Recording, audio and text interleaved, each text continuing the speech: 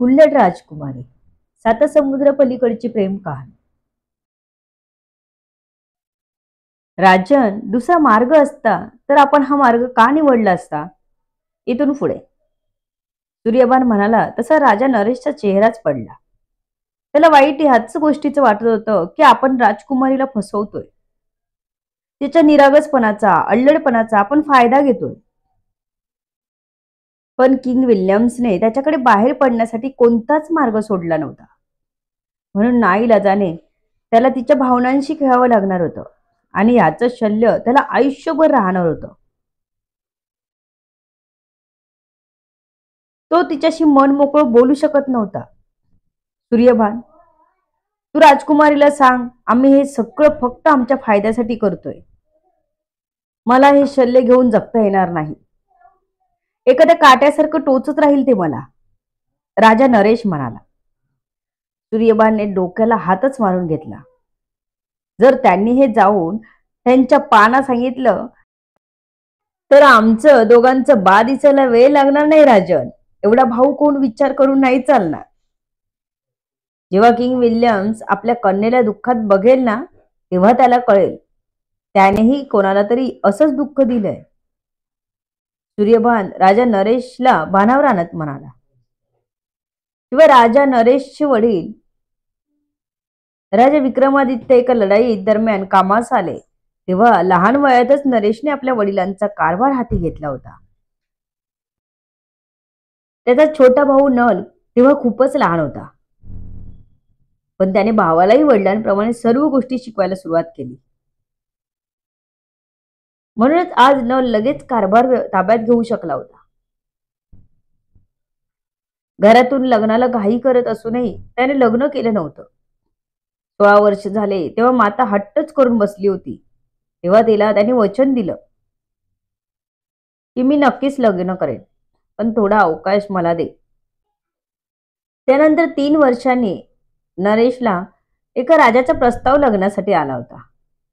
पण त्याआधीच किंग विल्यम्सने राजा नरेशला इकडे आणलं होतं.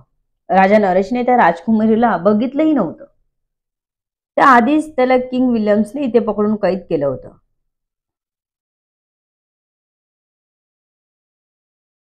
तिचा अगदी मजबूत आणि राकट असला तरी तो काही एकदम मोठा नव्हता.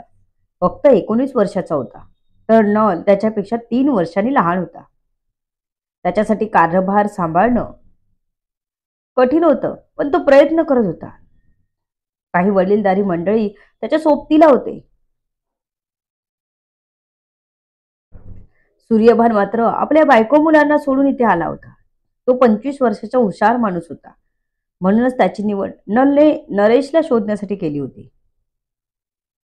राज्यात दवंडी पिटवून केली होती. एका व्यवसायाच्या निमित्ताने त्याचं जाणं झालं होतं इंग्लंडला. त्यामुळे त्याला तिकडची भाषा येत होती. जेव्हा राजाला अशा माणसाची गरज आहे कळल्यावर तो तातडीने हजर झाला होता तिकडे. तो राजा नरेशला योग्य ते मार्गदर्शनही करत होता. राजा नरेश डोक्याला हात लावून बसला होता. नको वाटत होतं हे खोटं लग्न, पण मायदेशी परतणं हेही तितकंच महत्वाचं होतं. त्याने मनाला खूप समजावायचा प्रयत्न केला होता, पण त्याला काही ते पटतच नव्हतं. सूर्यभान, मला नाही पटत हे. मी खूप विचार केला. मी एकदा हे राजकुमारीशी बोलूनच घेतो. तू चल, तिला सांग मला काय सांगायचं आहे ते. राजा नरेश म्हणाला. त्याला स्वतःच्या मनावरचा भार हलका करायचा होता. होईल ते होईल, पण हे असं मनावर एखाद्याला फसवल्याचं दुःख घेऊन तू जगू शकत नव्हता. राजन, असं नका करू. मी इथे तुमच्यासोबत आहे. तुम्ही तात्पुरता विचार करत आहात. अडकलो तर दोघेही अडकू कायमसाठी. सूर्यभान राजा नरेशला म्हणाला. पण नरेश काही ऐकायलाच तयार नव्हता.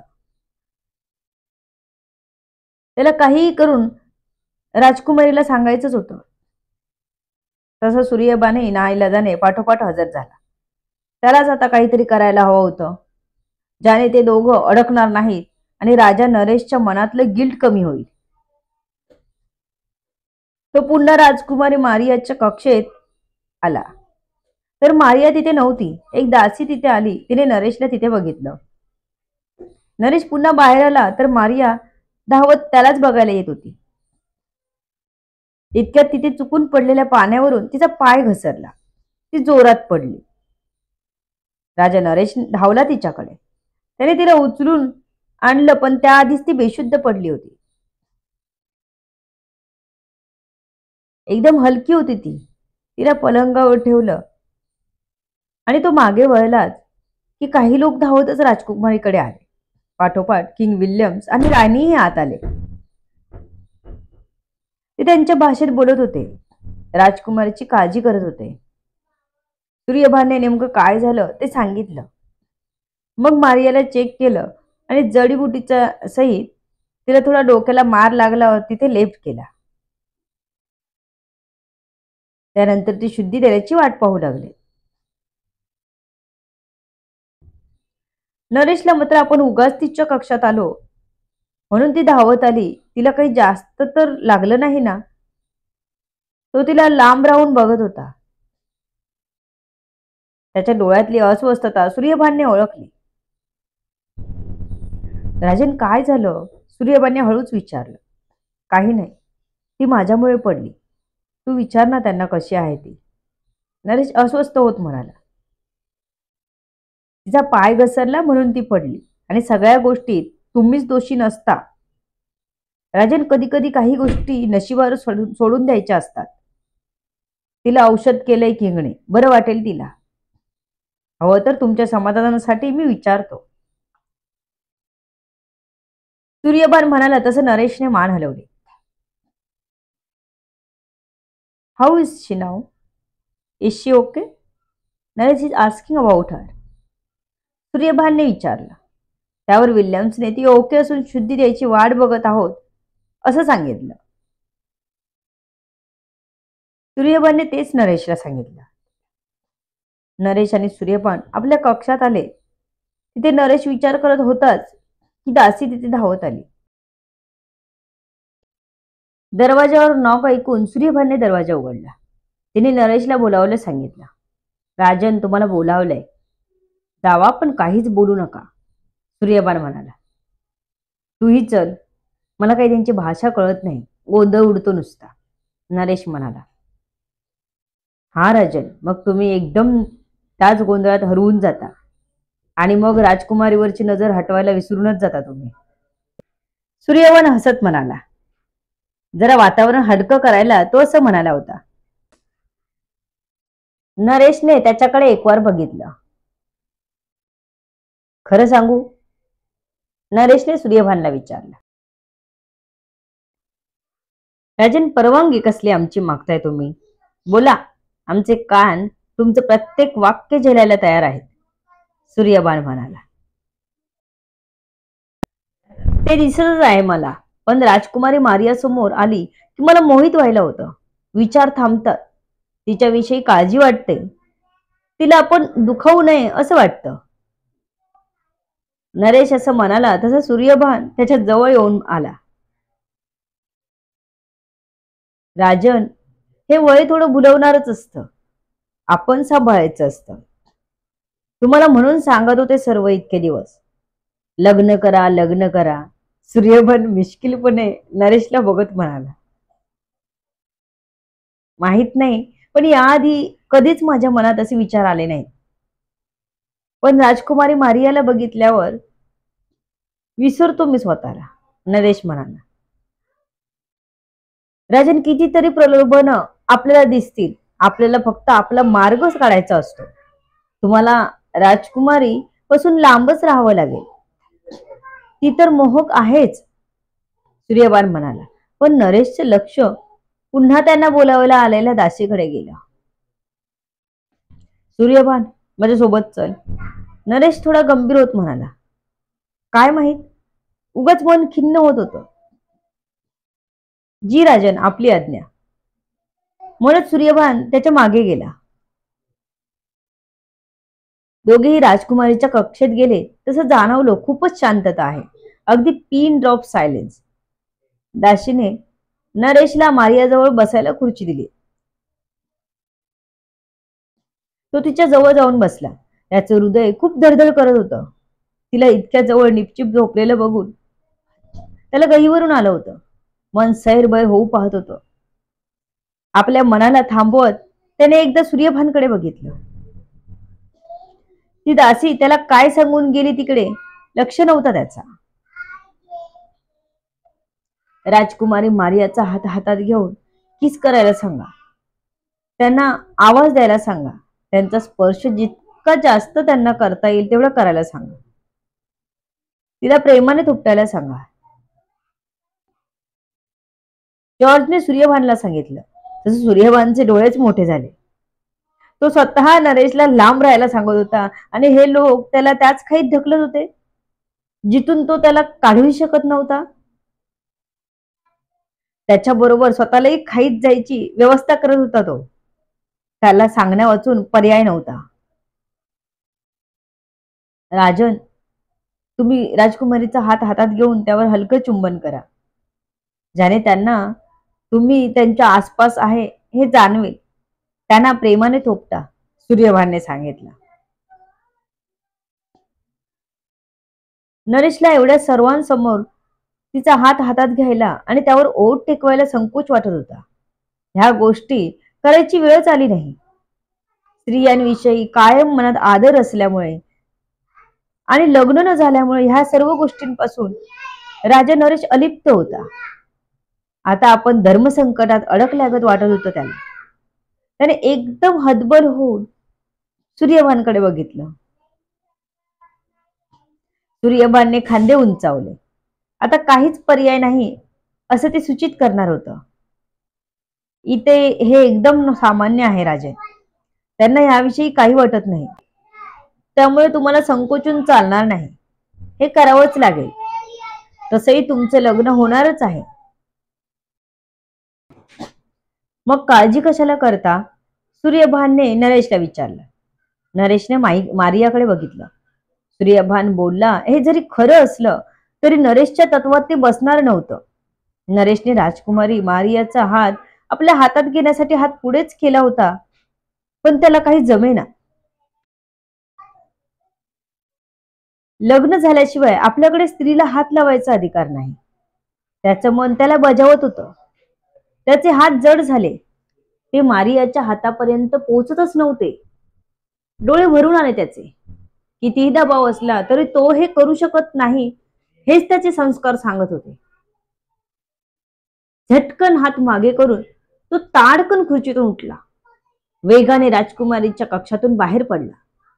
त्याला सहनच झालं नाही ते. व्हॉट्स हॅपन? जॉर्जने सूर्यभानला विचारलं. आता सूर्यभानची कसरत होती, त्यालाच ते सर्व सांभाळून घ्यायला हवं होतं. मी येतोच बघून, तुम्ही राजकुमारी मारियाकडे लक्ष द्या. एवढं बोलून सूर्यभान नरेशच्या मागे धावला.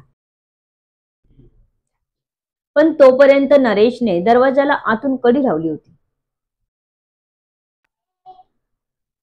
राजन, दरवाजा उघडा दे. तुम्ही असं अचानक निघून आलात. मला हजार प्रश्नांना सामोरं जावं लागलं. तुम्ही दरवाजा उघडा, सूर्यभान म्हणाला. कारण नरेशला काय झालं हे सूर्यभानच त्यांना सांगू शकणार होता. त्यामुळे सर्व सूर्यभानकडे बघत होते. अशा परिस्थितीत सूर्यभानकडे तिथून निसटण्याशिवाय मार्ग नव्हता आणि नरेश दरवाजा उघडत नव्हता. एवढा जॉर्जी बाहेर आला होता. दरवाजा का नाही उघडत? जॉर्जने सूर्यभानला विचारलं. मला थोडा वेळ हवाय सूर्यभान, तू त्यांना सांग मी नाही करू शकत लग्न झाल्याशिवाय. आपल्या तसं नाही करत सांग त्यांना. नरेशचा आतून संतापही होत होता. राग नेमका कशाचा येत होता हे त्यालाही कळत नव्हतं. सूर्यभानच त्याचं ऐकून घेऊ शकत होता. बाकीच्यांना कितीही ओढून तो बोलला तरी कळणार नव्हतं. थोडंफार जॉर्जला कळलं असतं, पण तो काही समजून वगैरे घेणार नव्हता. त्यामुळे सूर्यभानच त्याचं एकमेव लक्ष होतं. काही नाही, त्यांना थोडा वेळ हवा आहे. आमच्याकडे लग्न झाल्याशिवाय मुलींना हात लावत नाही, सूर्यभानने जॉर्जला सांगितलं. ओ, जॉर्जला समजला नेमका प्रॉब्लेम. तो तिथून निघून गेला. सूर्यपान अजूनही बाहेरच होता. नरेश दरवाजाच उघडत नव्हता. इकडे नरेशने कक्षात गेल्यावर दरवाजा लावून घेतला होता, कारण त्याला माहित होतं सूर्यपान समजावला येणार होता. त्याला तिला असा हातच लावायचा नव्हता. लग्न आधीच काय, नंतरही त्याला लावायचा नव्हता. मनाला पक्की ताकीद देऊन ठेवली होती त्याने. पण मारिया जवळ गेल्यावर काय होतं काय माहित. आता तर तो तिचा हात हातात घ्यायलाच जाणार होता, पण जसा भानावर आला तसं त्याला आपण काय करणार होतो